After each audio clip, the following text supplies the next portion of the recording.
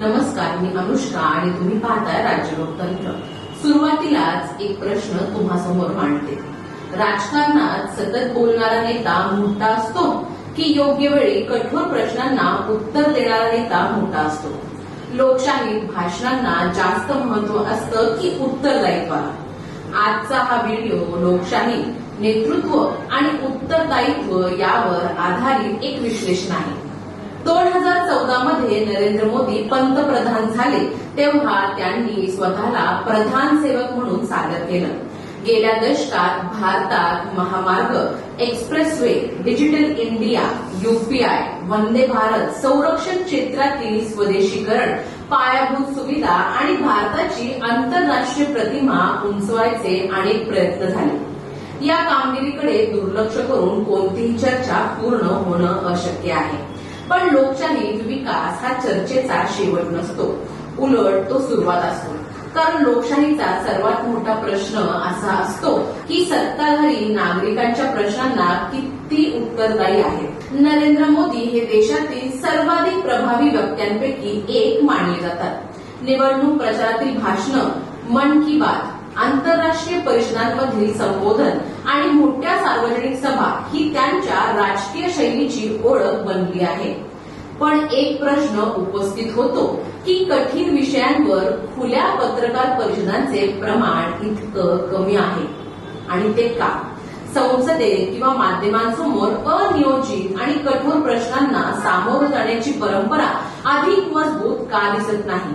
हा प्रश्न केवळ एका व्यक्तीचा नाही, तो लोकशाहीच्या स्वरूपाचा आहे। आता याच चर्चेत आपण अमेरिकेकडे पाहूया। डोनाल्ड ट्रम्प यांचं उदाहरण आज संपूर्ण जगात चर्चेचं कारण ठरलं आहे। 2025 मध्ये पुन्हा अमेरिकेचे राष्ट्राध्यक्ष झाल्यानंतर त्यांनी मोठ्या प्रमाणावर आयात शुल्क वाढवण्याचे निर्णय घेतले, स्थलांतर धोरण अधिक कठोर केलं आणि अनेक फेडरल संस्थांशी संघर्ष निर्माण झाला। त्यांच्या काही निर्णयांना थेट न्यायालयात आव्हान देण्यात आलं आणि काही प्रकरणांमध्ये तर न्यायालयांनी प्रशासनाच्या अधिकारांवर मर्यादा घातल्या। त्यामुळे एक महत्वाचा संदेश पुन्हा समोर आला। लोकशाहीत निवडून आलेला नेता कितीही लोकप्रिय असला तरी तो संविधान, न्यायव्यवस्था आणि संस्थांपेक्षा मोठा नसतो। इथेच भारतासाठीही एक महत्वाचा प्रश्न निर्माण होतो। नरेंद्र मोदी असोत किंवा डोनाल्ड ट्रम्प, दोघेही प्रभावी वक्ते आहेत। दोघांचा समर्थक वर्ग अत्यंत उत्साही आहे आणि दोघांनीही थेट जनतेशी संवाद साधण्याची एक वेगळी राजकीय शैली तयार केली। पण लोकशाही केवळ जनसमर्थनावर चालत नाही, लोकशाही संस्थांवर चालते। जेव्हा पत्रकार कठोर प्रश्न विचारतात, न्यायालय सरकारच्या निर्णयांची तपासणी करतं, संसदेत विरोधी पक्ष सरकारला जाब विचारतो आणि नागरिक रस्त्यावर उतरून आपलं मत व्यक्त करतात, तेव्हा लोकशाही अधिक मजबूत होते। आज भारतात एक वेगळीच संस्कृती निर्माण झाली। सरकारवर प्रश्न विचारणाऱ्याला लगेच देशविरोधी, तर सरकारच्या प्रत्येक निर्णयावर टीका करणाऱ्याला कायम विरोधक म्हणून पाहिलं जातं। या दोन टोकांमध्ये सामान्य नागरिकाचा विवेक हरवू लागतो। पण खरी लोकशाही अंध समर्थनावर उभी राहत नाही आणि अंध विरोधावरही उभी राहत नाही। ती तथ्यांवर, संवादांवर आणि उत्तरदायित्वावर उभी राहते। इतिहास सांगतो की कोणताही नेता कायमचा नसतो, पण संस्था कायम राहतात। संसद, न्यायपालिका, निवडणूक आयोग, स्वतंत्र माध्यम आणि जागरूक नागरिक हे लोकशाहीचे खरे आधारस्तंभ आहेत।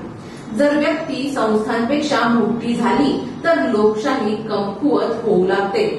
आज भारत जगातील सर्वात मोठी लोकशाही असल्याचा अभिमान बाळगतो आणि अमेरिका स्वतःला जगातील सर्वात जुन्या आधुनिक लोकशाहींपैकी एक मानते।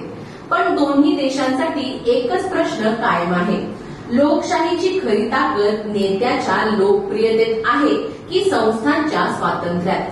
कारण जिवंत लोकशाहीत नेता मोठा नसतो, संविधान हे मोठं असतं। सत्ता मोठी नसते, नागरिक मोठा असतो। भाषणांपेक्षा उत्तरदायित्व मोठं असतं आणि टाळ्यांपेक्षा प्रश्न विचारणाऱ्याचं धैर्य अधिक महत्वाचं असतं।